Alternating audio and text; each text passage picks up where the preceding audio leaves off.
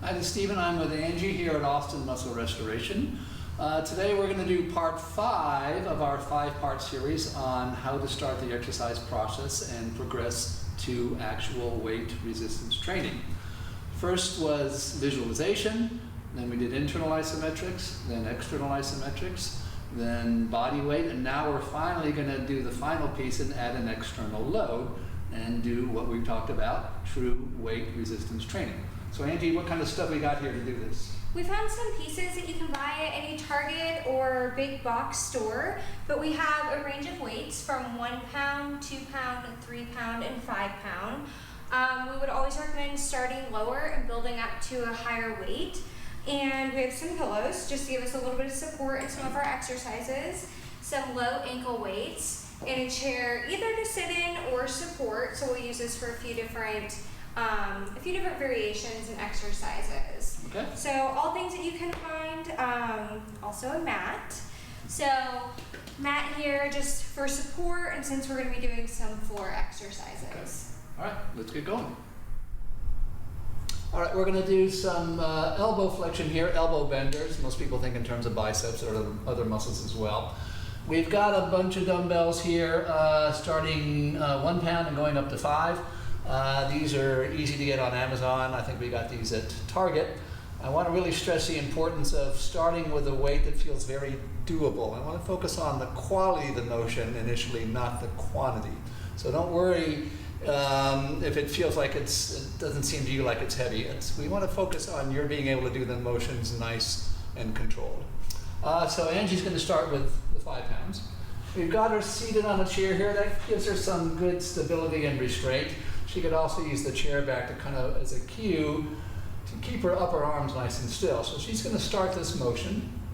Whenever you're working with weight, we want to make sure the motions are very smooth and controlled, because we don't want to use the momentum of the weight and have that affect us. So what can happen sometimes when people get in a hurry, they can start to get the upper arm involved, so we can see, and she kind of gets that shoulder involved. Or if they're going too fast, go ahead and come up. Some people tend to just want to let the weight drop like that. We don't want that. I want you to lower the weight rather than just let it fall. In terms of how many you do, I don't want you to think of a specific number. I want you to think in more terms of how many can I do here with good, solid control without any discomfort or pain. If you get a sense of fatigue, rather than try to squeeze out more repetitions, just go ahead and stop there. You can give yourself a little bit of recovery, maybe a minute or two, and if you want to try and do another set, you can. But really focus on good quality, good control. Next, we're going to do some elbow extension, working on the triceps, and we're going to do a couple of versions of a tricep kickback, is what they're normally called. We've got a nice selection of weights here, dumbbells starting at 1 pound going up to 5. These are easily found on Amazon, most retail stores. Start with a weight that's very controllable, very doable. We can always progress to something more challenging, but we really want to focus on the quality of the motion, not automatically jump to quantity. With the seated version, it gives you a little bit more support. I'm going to have Angie lean forward a little bit, and she's going to support herself with the opposite arm. And she's going to use a 2 pound dumbbell here. Now with a kickback, she's going to hold the upper arm still, and actually I'm going to have her start right there. And she's just trying to straighten the elbow while holding the upper arm still. Again, whenever we're using weights, we might want nice, smooth, controlled movements in both directions. Now, a lot of people think they need to get a big motion and start up here. The problem there is gravity and the weight are just taking you down and creating motion, which makes this whole thing a lot easier. But if you start where you're hanging kind of straight down and then come up from there, then we get a really good challenge, and we're not getting the momentum of your arm and the weight. Nice, smooth, controlled motions. Now, if you want, this limits how much you can bend forward and limits the range of motion in terms of how much we can straighten the elbow. If we want to increase that range, you can have Angie come and do this from a standing position, leaning against the chair. And now, if she can comfortably bend this far, that's fine. And again, if she starts from that position where the arm is hanging straight down, she has more range of motion in this position because she can bend forward more. Again, she's using this other hand to support her, and that allows her a little bit more range. So it's a nice progression from the seated position. So Stephen, we talked about not going too fast and bringing it too far forward. Is there anything else I should watch out for? Yes, you can also make the mistake of creating momentum and motion with the upper arm. So really keep that upper arm still. So still. Yeah, as you're bending the elbow. So making sure not to bring it too high when I come up. And that thing ties into this thing, because if you create momentum with this, it's very easy to get the whole upper arm moving, and then you're even getting a little trunk motion there too. So just making sure everything stays really still. Yeah, so just think of holding that upper arm still in space. And only bringing this guy down as far as it's hanging straight down, like that. Okay. There you go. Good. Perfect. All right, now we're going to do a standing version of a bent over row. So we're going to use the chair for Angie to hold on to. And obviously you don't want to have you try this doing both arms at the same time because it's loading up your back and it's just not going to work. So I'm going to hand Angie a 5-pound dumbbell here.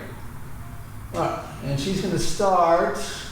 Now find an angle here that's comfortable for you, although the lower you get, you can probably get a little bit more range, but that you got to be careful about how that's loading up your back.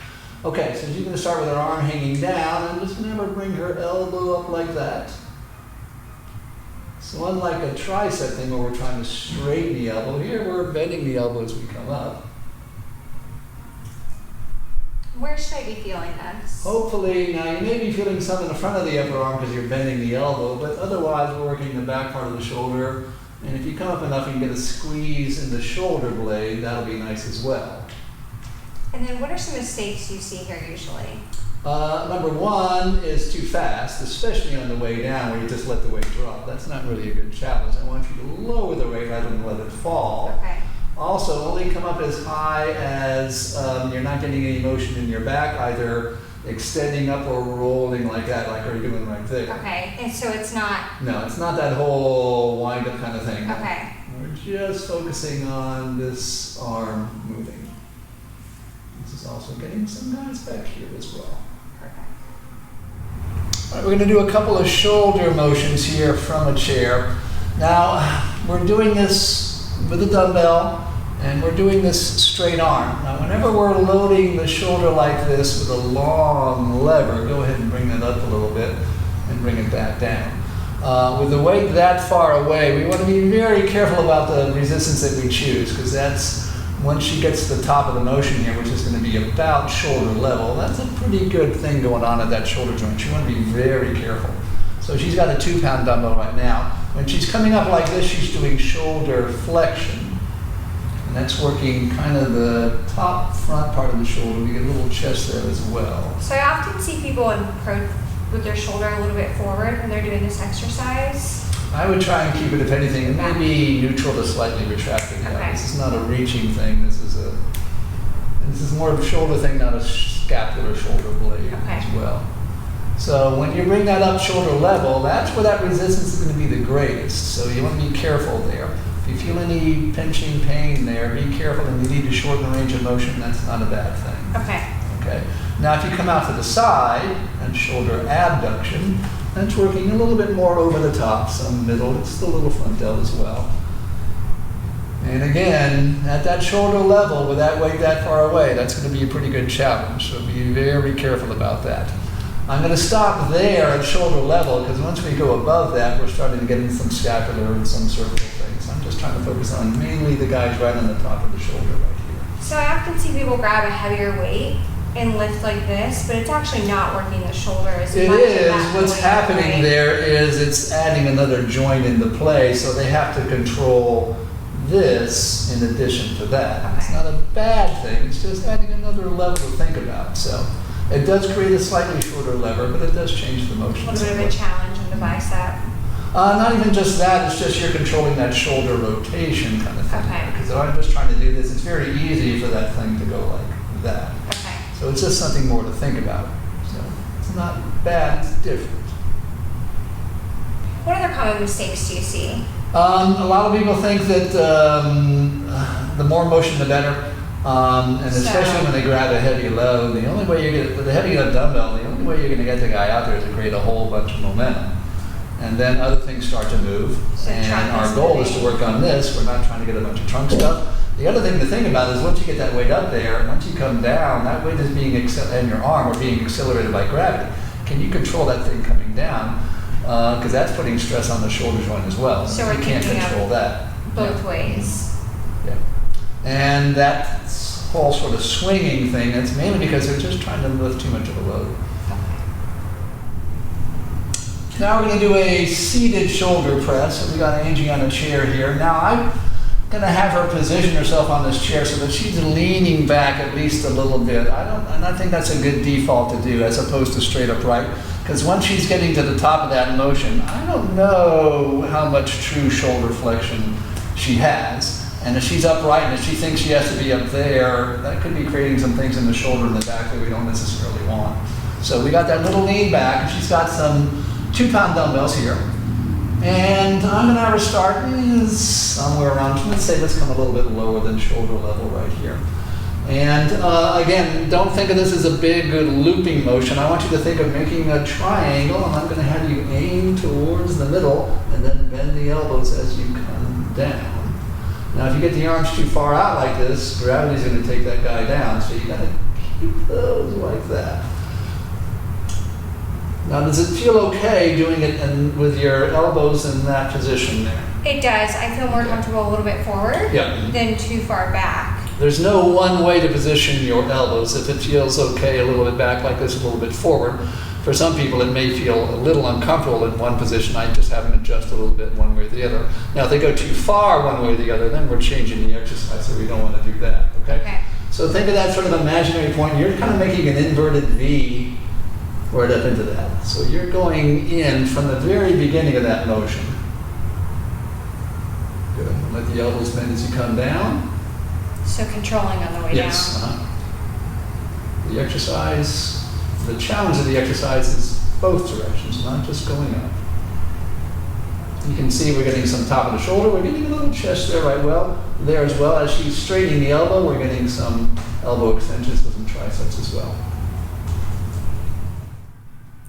So Steve, what are we doing next? Next, we're going to do a sideline horizontal kind of shoulder motion. Okay. So we got the mat here, so let's go ahead and lie on your side. Okay.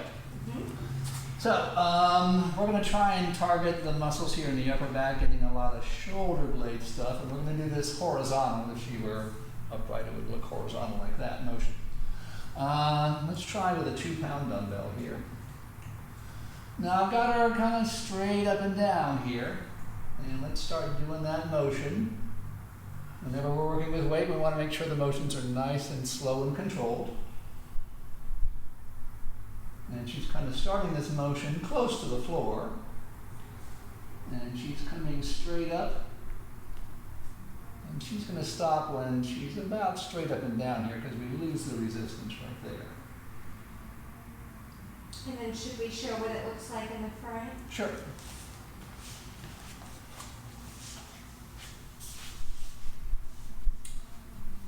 So stopping close to the floor and then coming up and stopping straight up there.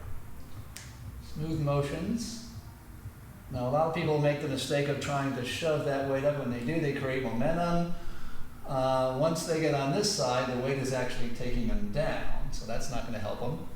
And also if they go too fast, they may start to rotate their body like that too, and that's not going to help. So making sure we're stopping right there. Perfect. Yeah, and going slow enough so that there's less of a chance of those compensations happening. All right, with the sideline version of that motion, she can only go so far before the weight of the dumbbell in her arm would take her the other way. So that means we weren't getting a good challenge at the very end of that range. So what we're going to do is, we now got her lying in a prone position. And I'm just going to have her with her arms out like that. Just try to lift those arms up the floor a little bit. And then we get that end range of that motion. You can see what's happening, squeezing the shoulder blades right there. Now, as you're doing this, since we're getting it in range, if you start to get any pinchiness or cramping, you got to be careful of that. So stop short of that. But that allows us to finish off that full range there. Stephen, can you tell us about common mistakes that you see in this exercise? Yes. Got to be careful working it in range. And some people, when they bring the arms up, they want to keep going, and all of a sudden they start to get some extension from their back there. But our goal is to work on these guys, not these guys. Also, when you're at this end range, holding a dumbbell this far out, I'd start off with the weight of your arms before you try any extra load like that. Okay, because it's fairly heavy. Yeah, just the weight of your arms is going to be pretty challenging in that position. Yeah. All right, now we're going to do a floor version of a dumbbell chest press. So I'm going to have Angie lie back. She's going to grab some 5-pound dumbbells here. Now, one nice thing about doing it this way is the floor does provide a natural end to the motion, but even for some people that might be a little bit more range than feels comfortable for them. And in this case, Angie's going to stop a little bit short of the floor. Now, if that's the case, you want to make sure you choose a weight where you can bring that to a controlled stop and the weight is not taking you there. Now, the cue I like to give her this thing is when Angie comes to the bottom, I want her to think of aiming towards something right where my hand is. So she's starting to aim into the middle from the beginning of the motion. I don't want her to think of a big roundhouse thing, so when we demonstrate here. Not something like that. So when you come to the bottom there, aim straight towards the middle like that. So not... Yeah. So as you come up, aim to that little imaginary point, and then let your elbows bend as you come down as well. Because this is a press, not a fly motion. Good. Now keep your shoulder blades back. If you're coming up, let's reach up a little bit more. And you feel those shoulder blades lifting off the floor, then we've gone too far there. We're taking the benefit out of that thing. So is that a common, you see? Yes, a lot of people think I say aim for this thing, they keep wanting to reach. Okay. So only go as far as you don't feel your shoulder blades pulling away. And make sure that motion is up and down. Sometimes people can wander around a little bit, so make sure. It's another reason not to go too fast because they'll aim all sorts of different directions. And talk to me a little bit about the wrists. I'm going to say try and keep your wrists relatively neutral. They may come to a certain set point where they feel comfortable there. Okay. All right, now we're going to do a version of a floor crunch. I think a good place to start is with a bit of an angle here rather than lying flat on the floor. When you're lying flat on the floor, it's really tricky to lift the weight of your trunk, especially if you don't have anything anchoring your legs. So what we're going to use here is a couple of pillows. Now the bottom pillow's it's a little firmer, give it a little more solid base, and then we got a slightly softer one on top of that. Now this allows Angie, when she's lying back like this, so she's starting from this angle rather than lying flat on the floor. And that might help her with a little bit more range of motion too. Now with abdominal stuff, less is usually more. It's not as big a motion as a lot of people think it is. So I'm going to have her try to curl into a tight ball. Sometimes I think of the cue of bringing your chest towards your navel. And that's pretty good right there. Again, since it's not that big of a range of motion, we want to really slow it down so that way you know where the ends are.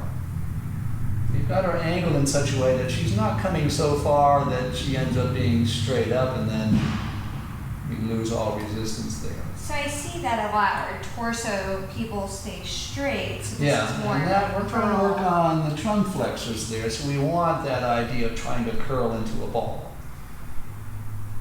But if you come too far and go ahead and keep coming up, then all of a sudden we start to get a lot of head muscles in there too, and that's not the goal of this exercise. So small. Yeah. The other thing I want you to think about here, go ahead and come back. I don't want you to, one reason we want to keep this guy stiffen up, I don't want you to get too much extension there unless someone has really good control of that. So I'd probably be careful about how far back you go as well. So keeping it very... Something like that, yeah. There you go. Now we're going to do a version of hip abduction. And I've got Angie side lying on the floor. I'm just going to have her keep the bottom leg bent slightly and extend the top leg. And that allows us to use a starting position and let the the floor create the end of the motion. We're using an ankle weight for resistance. It doesn't have to be much because this thing is way down here and the joint we're challenging is way up there. Plus we have the weight of her leg. So don't think this needs to be a whole lot of weight.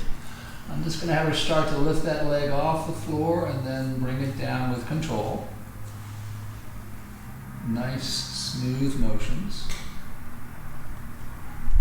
What are some common mistakes you see in this? A lot of people think they really need to move this leg up and down a lot, and what's happening is there's not as much motion coming out as most people think. And once you start to come up high enough, you actually start to get a little side bend, and you're using some things there. The other thing, if people go too fast, they may start to sort of roll back a little bit as well, like So that, and then we're going off in a different plane, so we don't want to do that. So keeping the upper torso really Yep. still. Mm-hmm. And only go as high. If you go too high, you might start to get a little pinchy kind of sensation in that hip too. You don't want to, if you start to feel that, then you've definitely gone too high. Okay, perfect. Okay. All right, now we're going to do a side-lying version of hip adduction, legs coming in towards the body. So Angie's lying on the mat here, and this time we've got the top leg kind of folded over, and she can kind of anchor with this foot.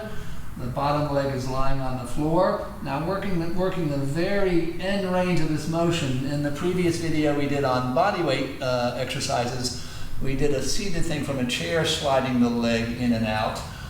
This is getting the very end of that motion. So she's just starting to lift that leg off the floor and lowering. Since it's a short range, we're going to really slow it down. What was your question? So this is really short. What are some mistakes that you see? Trying to come too far, because we're really at the very end of how far that hip wants to move in. If you come up too high, you're going to start to get some side bend on there.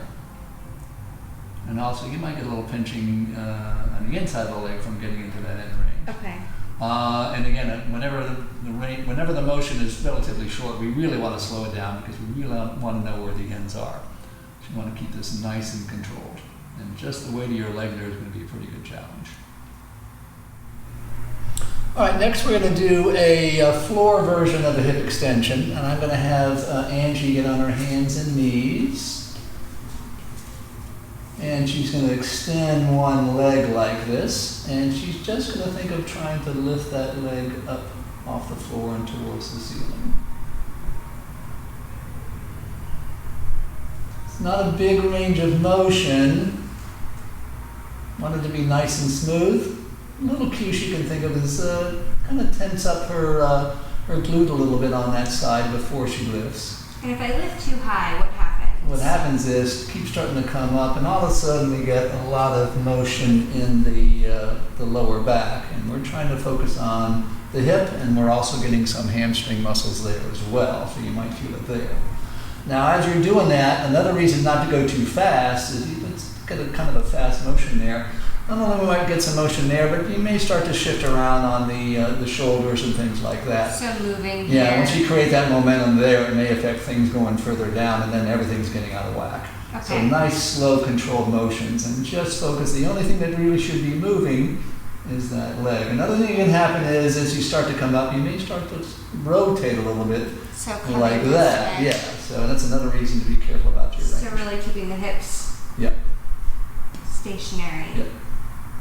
You're just trying to lift a little off the floor.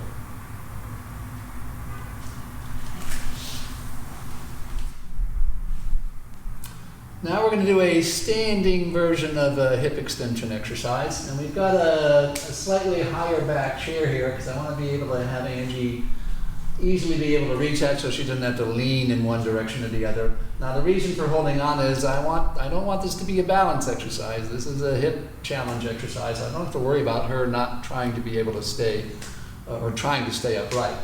A good starting version of this, we're using an ankle weight for some resistance down here in addition to the weight of her leg. I'm just going to have her start to bring her knee up to her chest a little bit and then start to come down like that. Nice smooth motion. Couple of things to think about. It should be knee up towards the chest, not chest towards the knee. So that's different than the abdominals, right? Only go as high as the leg is still going up and it's not the chest coming to meet the knee. And again, if you get too much momentum going on, then all sorts of things can kind of happen there. So the only thing that should be moving is the leg. Now a nice progression on this, if we do a straight leg version, out like that, with the knee fully extended, we get some of the quads involved, but one of your quads is also a hip flexor, so that's not a bad thing. And you probably won't be able to go as high with the leg straight as you can with the knee bent, so be mindful of that. And we're starting with a pretty low weight on the leg. Yes, because you got the weight of your leg as well, and you're bringing this thing farther out away from your body, so that load is increasing pretty dramatically. And as you get up higher, you get to the point where those muscles are shortening, they'll start to fatigue pretty easily. And I feel it here a lot. Yeah, you're looking for something kind of high up in the hip. You may feel some in the quad too, depending on the position. But what I'm hoping you'll get a sensation is kind of high up in the front of the hip. Perfect. All right, next we're going to do a standing version of a knee flexion, knee bending. And whenever we're bending the knee, we're using some hamstring and also some calf muscles as well. So Angie's got a chair to give her some support. So she's doing this, a lot different doing this from a standing position than a seated position where your hip is more flexed. And it can create more of a challenge, especially for these hamstring muscles here. So she's just going to try and bend that knee nice and smooth. Now I'd like to say bend the knee as much as you can, but when I do it from this position, I have to be careful because I start to cramp in my hamstring, so I got to be careful. So once you come up close to 90 degrees, kind of be mindful of that if you feel any cramping there. And how is the foot supposed to be? I'm going to say don't get your foot too pointed because that gets a lot of additional shortening in those calf muscles as you're also trying to bend the knee. So foot kind of neutral-ish, I'm going to say. So I see people extend. Yeah, again, this is hamstring and calf. We're trying to keep these guys out of it, so that's another reason to slow it down and be careful when you get to the end range. I also want you to be able to focus on keeping the upper leg still. I don't want that upper leg to kick back so no as swinging. You're also doing that. Yeah. So really squeezing here. Like that, yeah. And if you start to come too high and start to extend the hip a little bit, and all of a sudden we get some hip extension like that, then that's more than we really want to mess with. You're not very comfortable? No. Now we're going to do a seated on a chair knee extension, and for some additional resistance we're going to use an ankle weight. It's going to be down here, so it's a pretty good distance from here, so don't get too crazy on the ankle weights, although I think it's kind of hard to find really heavy ones. So we got Angie nice and solid in the chair, and she's just going to work on straightening the knee as far as she comfortably can. If you feel any discomfort in the knee joint or any pain or cramping in the upper leg, then shorten that range of motion a little bit.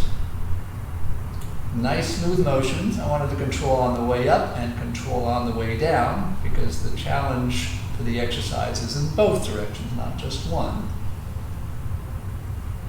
So sometimes it helps me to put my hands here to give me a little bit more movement and range on the way down. Okay, so in other words, you're without it, you were hitting the floor. Yeah. Okay, yeah. Now in this case, we're sort of limited by the height of the chair. If you have a higher chair like that, where the foot doesn't hit the floor, that's cool. It might give you a little bit more range going back. So there's nothing wrong with that. Yeah. Just as long making as you're, sure I keep my hands if you're having to reach down like that, then that might affect your being able to straighten the knee. Okay. But if you can do that without anything else happening, there's nothing wrong with that at all. What are some common mistakes you see here? This big kicking motion. So what happens is they do that, and all of a sudden the leg pops up like this, and then they get hip flexion, and they're basically letting the weight of the leg and the ankle weight do the work for them. I want these guys to do the work. I don't want this big swinging motion, and then can they control it right on the way down? If it just comes plopping down, then they lose that challenge as well. Okay. And also, if you're swinging that leg up and you're just jamming this knee joint into that motion, it might not be a good way to go. Okay. I'm Stephen Dancevich, Certified Muscle System Specialist and Resistance Training Specialist. And I'm Angie Heil. We both work at Awesome Muscle Restoration. Thank you for watching all of our videos, our series of 5 videos working from visualization all the way up to actual exercises. Please follow us on our social media channels on Instagram, Facebook, YouTube. You can find us at Austin Muscle Restoration. We'll be putting out lots of fitness videos and Q&A videos. So if you have any questions or need any tips and tricks, we're happy to help. Lots of instructional stuff. Yes. So join us.